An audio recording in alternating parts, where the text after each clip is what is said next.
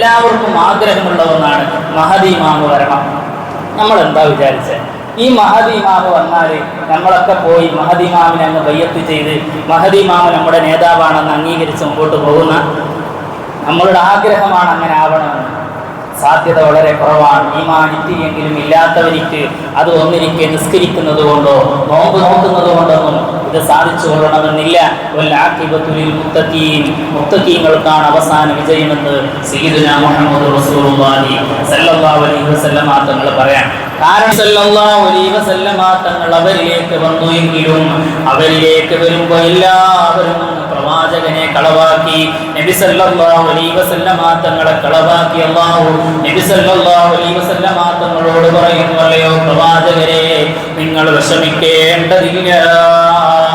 നിങ്ങളെ കളവാക്കിയതുപോലെ, നിങ്ങളെ കള്ളനാണെന്ന് പറഞ്ഞതുപോലെ ലോകം മുഴുവൻ നബിയാക്കളെയും മുഴുവൻ നബിമാരെയും മുർസലീങ്ങളെയും കഴിഞ്ഞുപോയ എല്ലാവരും കളവാക്കിയിട്ടുണ്ട് എന്ന് പരിശുദ്ധമായ ഖുർആൻ പറയാണ്.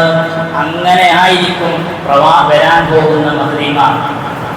അങ്ങനെ ആ മഹദി ഇമാമിനെ വിശ്വസിക്കണമെങ്കിൽ ഇത്തിരി പാടാണ് നമുക്ക്. ഷാഫി മദ്ഹബ് അനുസരിച്ച് ജീവിക്കുന്നവരാണ് നമ്മൾ. ഷാഫി മദ്ഹബിൽ തന്നെ ഒരുപാട് ശാഖകളുണ്ട്. ആ ശാഖകളിൽ ഏറ്റവും കേരളത്തിൽ അല്ലെങ്കിൽ കർണാടക നമ്മളുടെ ഈ ഭാഗങ്ങളിലൊക്കെ ഒരു മഹാനാകുന്ന ഫതുഹുൽ മുഈനിന്റെ രചയിതാവാകുന്ന മഖ്ദൂം തങ്ങളുടെ ഗ്രന്ഥം അനുസരിച്ചാണ് നമ്മൾ ഏകദേശം നമ്മളിൽ നിന്ന് പലരും ജീവിക്കാൻ. ഇമാം വന്ന് നമ്മൾ ഒരു കാര്യം ചെയ്താൽ നമ്മളവിടെ കിതാബിൻ്റെ ഇബാറത്തുകൾ നോക്കി അല്ലെങ്കിൽ നമ്മുടെ നാടിൻ്റെ ശൈലികൾ നോക്കി പോവുകയാണെങ്കിൽ നമുക്കൊരു മഹദിയെ കണ്ടെത്താൻ കഴിയില്ല, നമുക്കൊരു വലിയനെ കണ്ടെത്താൻ കഴിയില്ല. അവിടെയെല്ലാം നമ്മൾ ചിന്തിക്കേണ്ട വിശാലമായ ഇസ്ലാമുണ്ട്. 4 മദ്ഹബുണ്ട്. ആ 4 മദ്ഹബിൽ തന്നെ വിശാലമായ വഴികളുണ്ട്. ആ വഴികളിലൂടെ എല്ലാം സഞ്ചരിക്കുന്നവരായിരിക്കും മഹാനാകുന്ന മഹദി ഇമാം അടക്കമുള്ളവർ. അതേപോലെ തന്നെ ഈസാ നബി അലൈഹി സ്വലാത്തു വസ്സലാം. അവിടെയൊക്കെ നമ്മൾ വിശ്വസിക്കണമെങ്കിൽ മഹാന്മാരാകുന്ന ഔലിയാക്കളുമായി നമുക്ക് വലിയ ബന്ധമുണ്ട് ഉണ്ടാവണം. ഇന്ന് നമ്മുടെ നാട്ടിലുള്ള വഹാബികൾ അല്ലെങ്കിൽ ലോകത്തിന്റെ എല്ലാ ഭാഗങ്ങളിലുള്ള വഹാബികൾ അവരും വിശ്വസിക്കുന്ന മഹദി ഇമാം വരുമെന്ന്. അവരാരെയായിരിക്കും അംഗീകരിക്കാൻ? നമ്മളൊന്ന് ചിന്തിച്ച് നോക്ക്. ഇന്ന് വഹാബികളുടെ ഏറ്റവും വലിയ നേതാക്കന്മാരാണ് സൗദി അറേബ്യയിലുള്ള അവരുടെ ഗ്രാൻഡ് മുഫ്തികൾ.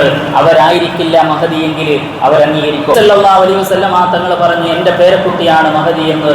ഇന്ന് സൗദി അറേബ്യയിൽ ഒരൊറ്റ ഒരു സയ്യിദന്മാരും തങ്ങന്മാരും ഇല്ലെന്ന. എല്ലാവരും നാട് വിട്ടുപോയി വർഷങ്ങൾക്ക് മുമ്പ്, അല്ലെങ്കിൽ പലരെയും കൊന്നു കളഞ്ഞു. ആ ചരിത്രങ്ങളൊക്കെ പലപ്പോഴും ഞാനിവിടെ പറഞ്ഞിട്ടുണ്ട്.